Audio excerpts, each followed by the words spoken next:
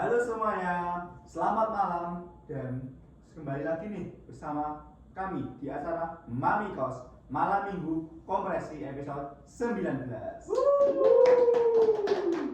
Pada episode kali ini kita mengundang nih narasumber yang akan berbincang dengan kita yang sangat spesial, yaitu yang pertama Mas Faiz Nuriski, Ketua Hibah Pembelajaran Berdampak, dan yang kedua Mas Aditya Baharudin selaku Ketua Tim Green Wall Smart Kid Program Wibawa UNS, dan yang ketiga Mas Abib Tripurnomo selaku Ketua Pemberdayaan Masyarakat oleh Mahasiswa di Desa Taji Nduwiring, Klaten. Nah, mungkin kita bisa lebih saling mengenal lagi ya Mas ya. Mungkin perkenalan saya Fatih, mahasiswa PTN 2024, dan mungkin dari Mas Abib sudah mau kenal diri Mas. Dan saya Abib Purnomo sebagai Ketua Pelaksana Program Pemberdayaan Masyarakat oleh Mahasiswa di Desa Taji. Saya Aditya Baharudin selaku Ketua Tim Green Wall Smart Kid Program Wirausaha Baru Mahasiswa tahun 2025. Perkenalkan, saya Faiz Nuriski selaku Ketua Pelaksana dari Hibah Pembelajaran Berdampak 2025. Nah, langsung saja ya teman-teman, kita bisa cerita-cerita, sharing-sharing tentang program inovatif yang besarannya bisa diinovasikan oleh teman-teman. Nah, mulai yang pertama Hibah Pembelajaran Berdampak nih Mas, boleh diceritain nih gimana perjalanan teman-teman dan tim sehingga terlibat dalam program ini?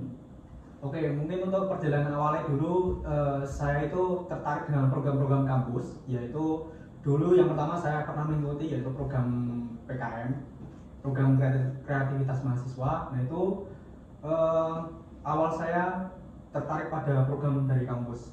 Akhirnya itu saya ikut dari PKM sampai lanjut ke tahap kampus. Nah itu udah sampai mau tahap ke pendanaan. Akhirnya di situ dapat pengumuman atau informasi kalau tim PKM itu nggak lolos. Akhirnya pada saat itu ya kami kayak merasa kecewa gitu. Akhirnya waktu-waktu ada program-program yang ada yang di kampus. Akhirnya dulu itu ada informasi dari grup angkatan kalau ada program hibah itu. Akhirnya saya tertarik. Akhirnya saya membuat program itu bersama teman-teman, mengajak teman-teman untuk berkolaborasi dan untuk Berkontribusi gitu. Nah, untuk berkontribusi. Pada saat itu kami mengajukan pada saat itu kami merancang proposal dari awal sampai akhir hingga ke tahap pendanaan. Alhamdulillah kami dari tim hibah itu lolos ke tahap pendanaan. Alhamdulillah. Mungkin sedikit cerita dari saya. Siap. Terima kasih Mas atas ceritanya. Nah, ini kita lanjut ke hibah yang apapun yang lainnya. Yang pertama yang kedua yaitu program Wibawa UNS. Nah, ini dari Mas Adit nih bisa menyampaikan bagaimana teman-teman dan tim sehingga terlibat dalam program inovatif ini. Jadi kami memulainya pada saat awal tahun 2025. Waktu itu kami memasuki semester 4 ya. Jadi di semester 4 itu semester yang cocok buat memulai program-program tersebut. Untuk awalnya kita mulai dari tim UNS, nanti lanjut ke PKM, terus nanti ada juga P2MP, terus ada Wibawa dan lain-lain. Nah itu kita coba semuanya, tapi yang PIM itu ternyata bolos, 2 meter bolos. Terus kita cari-cari informasi lagi. Nah di situ ada program Wibawa atau Wirausaha Baru Mahasiswa. Pendanaannya 5-10 juta, kan lumayan. 5-10 juta. Terus ini saya coba baca buku panduannya, itu ternyata timnya itu 5-7 juta. Terus ada menawarkan berbagai kategori kegiatan usaha. Nah, itu kita coba daftar, itu ngisi form sebanyak, kalau nggak salah itu 46 halaman, 46 halaman ya. Isi. Nah itu yang pertama ternyata kami tidak lolos. Soalnya kita mengajukan produk yang kurang marketable, artinya kurang laku. Terus kami malah mengajukan bahan untuk pembuatan alat, yang dimana itu tidak boleh untuk membuat alat. Nah, setelah yang batch 1 itu nggak lolos, terus ada pengumuman lagi, pengumuman buat batch 2. Nanti kita coba, terus cari-cari lagi, kita pakai bantuan AI buat apa, promnya itu usaha yang cocok buat mahasiswa teknik mesin gitu kan. Saya menggunakan teknologi. Ya, menggunakan teknologi terapan. Kami mendaftar di kategori manufaktur dan teknologi terapan. Jadi kita cari-cari lagi, akhirnya ketemu taman vertikal dengan pengairan otomatis. Akhirnya kita mengisi proposal lagi, kita bangkit lagi setelah yang tahap pertama gagal, terus akhirnya kita lolos pendanaan. Untuk pendanaannya kami dapat 7 juta rupiah Untuk membangun program tersebut. ya, untuk modal awal untuk membangun program tersebut. Siap. Nah, selanjutnya nih dari Mas Habib sendiri gimana nih Mas ceritanya di PMM itu desa itu ngapain aja nih Mas? Lebih sering-sering dari teman-teman lebih tahu lagi nih. Jadi gini Mas, kalau untuk awal cerita bangunnya tim PMM itu sebenarnya namanya bukan tim PMM, itu namanya tim PDB atau pemberdayaan desa binaan. Nah itu sebelumnya tim PMM itu terdiri dari 5 orang. 5 orang? Iya, cuma 5 orang, yang 3 semester angkatan 23, yang 2 itu semester 20, angkatan 22. Itu nah kami di PDB itu program yang dilaksanakan oleh LPPM atau Lembaga Penelitian maupun Pengembangan Masyarakat. Nah, jadi disclaimer dulu ya. Di sini saya sebagai ketua pelaksana. Kalau untuk ketua tim itu sebenarnya Bapak Dr. Dana Susiloja. Itu iya sebenarnya ketua tim itu. Jadi di sini saya cuma ketua pelaksana di desa. Jadi proses perjalanan itu panjang banget. Kami akhir semester 3 kami sudah mulai. Jadi yang lain liburan 5 orang ini nyusun proposal. Jadi kami nyusun akhirnya di PDB gagal, dari pemerintah lagi berinisiatif buat ngajuin di PMM yang skalanya di nasional gitu. Ya kalau PMM ini yang nggak lebih tinggi sih, tapi beda penyelenggara, tapi tetap di UNS itu namanya FPPM UNS. Untuk yang mengadakan itu dari Bima Kemendikti Saintek gitu. Mungkin teman-teman bisa starting lah di gitu. Siap. Wah, keren banget nih Mas. Nah, mungkin motivasi apa nih Mas bisa mendorong teman-teman biar mengikuti dan berpartisipasi dalam program-program tersebut? Kalau motivasi sih ngasih ke teman-teman banyak ya. Yang pertama itu kita ya saling nawar aja sih. Gitu. Saling enak-enakan lah, simbolis mutualisme, saling menguntungkan itu dari dosen maupun mahasiswa. Jadi untuk motivasi yang pertama itu kami yang pertama revolusi. Kalau di PMM itu hampir di total itu rekognisi mata kuliah itu hampir 20 SKS. Itu iya banyak banget. Tapi karena kami kan sudah semester kemarin itu semester 4 ke 5 lah. Jadi kita yang baru bisa rekog cuma 4 SKS atau 2 matkul. Itu yang pertama. Terus yang kedua ya iuran. Karena kami mendapatkan pendanaan enggak, kalau di bawah maupun kan ya di bawah 10. Nah kami itu malah di atas 50 puluhan juta kayak gitu. Nah itu iuran buat teman-teman kan, makanya mendongkrak semangatnya mereka lah. Betul, Mas ini bisa memotivasi lagi nih. Nah selanjutnya nih Mas, biar tidak berlama-lama lagi kita masuk ke pertanyaan selanjutnya Mas ya. Nah selanjutnya nih kita akan tanya-tanya lagi tentang program Wibawa UNS. Untuk kali ini kami pertanyaan tujuan Mas Adit ya Mas ya. Mengapa nih Mas tim Anda memilih ide produk yaitu taman vertikal dengan pengairan otomatis? Jadi yang melatar belakangi ide kami untuk membuat taman vertikal dengan pengairan otomatis itu karena pertama background kami pendidikan teknik mesin, yang dimana itu cocok dengan kami di kategori manufaktur dan teknologi terapan. Nah itu saya cari-cari di Google Gemini, di AI itu awalnya tersedia banyak Mas. Pertama komposter ya, membuat limbah rumah tangga itu menjadi pupuk cair sama pupuk padat. Terus ada lawan vertikal itu. Untuk yang pertama yang komposter itu konsultasi ke panitia wibawa ternyata udah banyak mas. Jadi yang lain aja coba. Ya nah, kami mengajukan yang green wall smart itu nama produk kami itu taman vertikal. Nah itu konsul lagi ke panitia ternyata bisa banget nih mas, bisa banget. Apalagi itu produknya itu bisa plug and play, artinya udah dipasang terus udah digunakan. Pengaplikasiannya Ya, di masyarakat. pengaplikasiannya mudah. Nah untuk kan kalau di Wibawa itu kita mengisi yang namanya Nobel Purpose atau tujuan mulia. Jadi kan di sini ya, di kota itu kan udah pada terus nanam di tanah itu kayak susah. Terus apalagi yang sibuk kerja itu nggak ada waktu buat nyiram, buat ngurus. Nah itu masalah yang melatar belakangi kami buat memperkuat ide tersebut. Untuk produknya nanti kan ada kita membuat modul pot itu kami susun sedemikian rupa untuk bisa disusun secara vertikal atau zigzag secara lebar itu.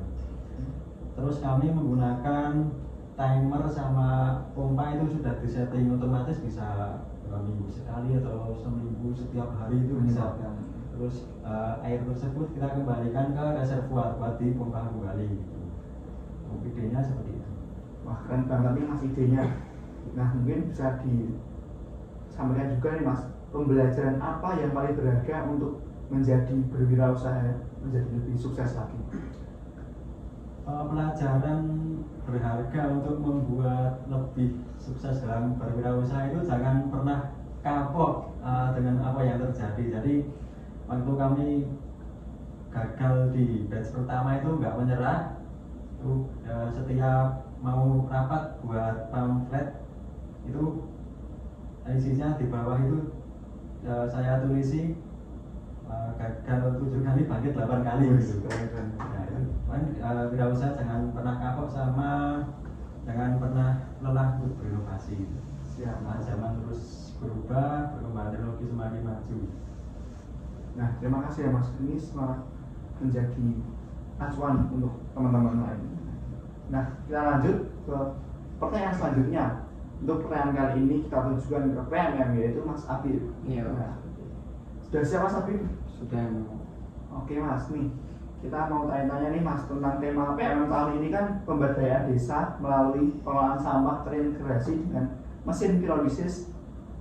Nah kira-kira dijelaskan nih Mas gimana dari tema tersebut, kenapa bisa dipilih dan mengapa memilih fokus pada desa di Taji tadi Mas?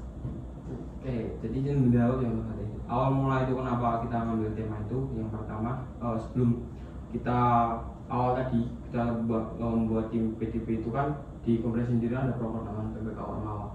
Nah di situ di tahun kemarin belum rezeki ini kami teman-teman kompresi juga belum bisa lanjut lah ke pendanaan. Jadi atas survei dari 5 orang tadi, jadi di desa Taji itu banyak juga permasalahan tentang sampah, terutama di anorganik.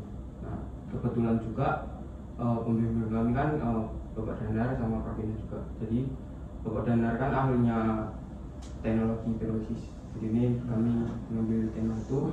Terus yang kedua itu budidaya tanaman aja lah. Kenapa?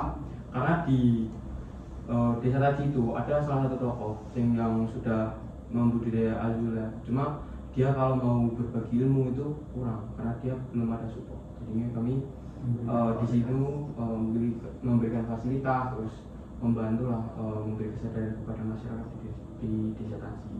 Wah keren banget nih Mas. Semoga bisa lebih menginspirasi lagi. Nah tantangannya apa aja nih Mas selama bersosialisasi dan mengajak masyarakat untuk mengubah kebiasaan pengelolaan sampah ini? Mungkin kan dari masyarakat sendiri juga ada plus minus pro dan kontra ya.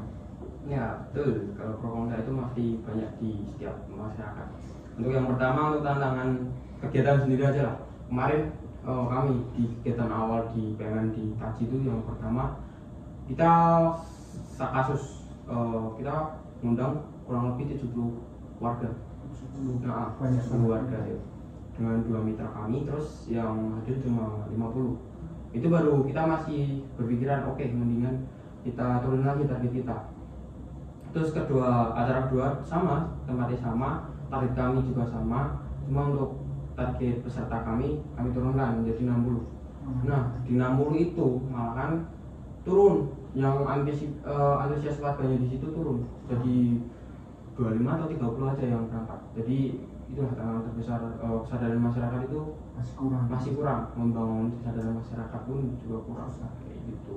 Ini ya kemarin alhamdulillah kami berkolaborasi dengan tokoh-tokoh masyarakat di sana, terutama di sekolah Selasar atau sekolah Alam Solo Raya, dengan kegiatan bersih-bersih desa dan memberi sampah lah di lingkungan desa situ kayak gitu. Sangat keren karena Mas bisa menyadarkan masyarakat ke depannya Mas. Ya, semoga aja acara kemarin bisa membantu lah kesadaran sedikit masyarakatnya di desa sana. Nah, selanjutnya kita lanjut ke pertanyaan yang terakhir nih. Kita tanya-tanya lagi terkait tentang hibah pembelajaran berdampak. Nah, di hibah pembelajaran berdampak ini, tapi sebelumnya boleh diminum dulu Mas, kemudian juga haus juga. Terima kasih lah, ini tuh disyukuri. Makanya nggak ada nih. Waduh, sepertinya belum ada ya Mas ya. Nanti mungkin di belakang ya Mas. Soalnya ini belum tersedia Mas. Iya. Nah, lebih fresh ya Mas ya ini. Fresh Ya, banget. oke gitu.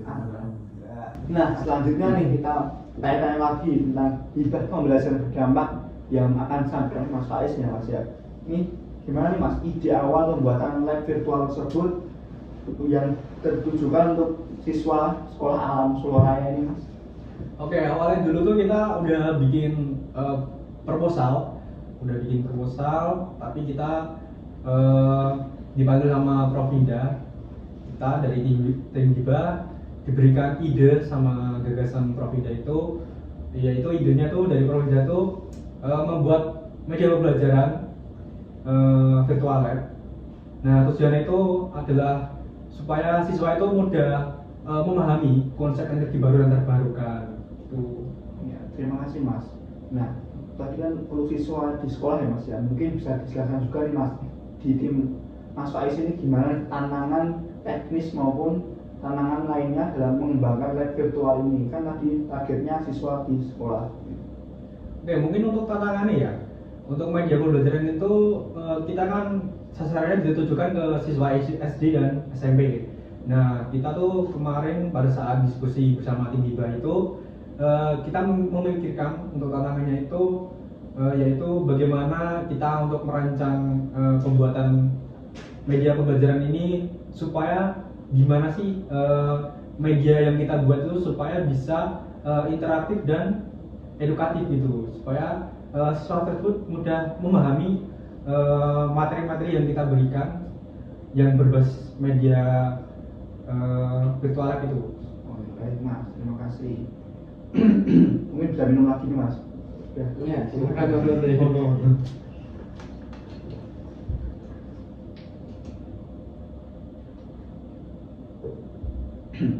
Ya, udah agak sedikit mendingan ya Mas ya. Kita lanjut nih Mas. Nah, kita lanjut ya untuk penutup ini, pertanyaan penutup nih Mas. Jadi pertanyaan untuk satu Mas Faiz dan satu Mas Adit. Yang pertama dulu untuk Mas Adit dulu. Pengalaman ini kan tadi sudah sangat positif. Nah, kira-kira pesan apa yang bisa disampaikan pada mahasiswa dan masyarakat maupun pada teman-teman lain bisa membuat perubahan yang positif di masyarakat maupun di sekolah atau di kampus? Bagaimana cara membuat perubahan positif di lingkungan sekitar? Pertama, kalau dikaitkan dengan wirausaha itu. Nah, wirausaha itu bukan fokus ke mendapatkan uang, tapi bagaimana cara mengatasi masalah dan kita bisa menjual masalah tersebut. Jadi yang pertama adalah kepekaan sosial yang tinggi. Jadi kami memahami rasa sakit masyarakat yang dialami. Misal seperti ide saya tadi itu buat taman vertikal dengan pengair otomatis itu mengatasi masalah mereka yang ingin menanam di ruangan sempit dan tidak mempunyai waktu yang banyak karena kami menggunakan timer otomatis.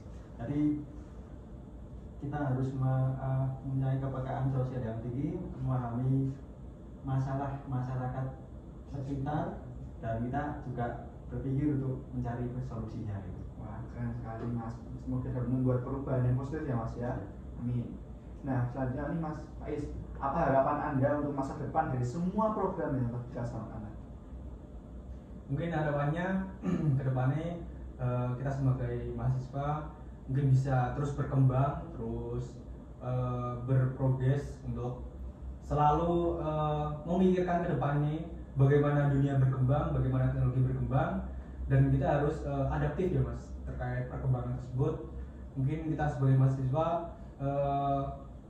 bisa belajar terus menerus, apa yang kita dapatkan mungkin bisa kita implementasikan ke semua hal yang bisa diterapkan gitu Mas. Baik Mas, terima kasih ya atas waktu dan tempat yang diberikan. Tak terasa juga nih kita sudah di penghujung episode kali ini. Terima kasih kepada narasumber yang sudah berkenan hadir sebelum menutup acara malam hari ini. Ada satu pesan yang ingin saya titipkan pada teman-teman semuanya, yaitu jangan pernah menyerah untuk mencoba, karena kegagalan bukan akhir. Itu mungkin yang dapat aku sampaikan selaku host pada malam hari ini. Saya Nurdin Falih Darussalam, mahasiswa PTN 2024, dan tamu undangan yang sekalian berkenan pamit undur diri. Wassalamualaikum warahmatullahi wabarakatuh. Waalaikumsalam.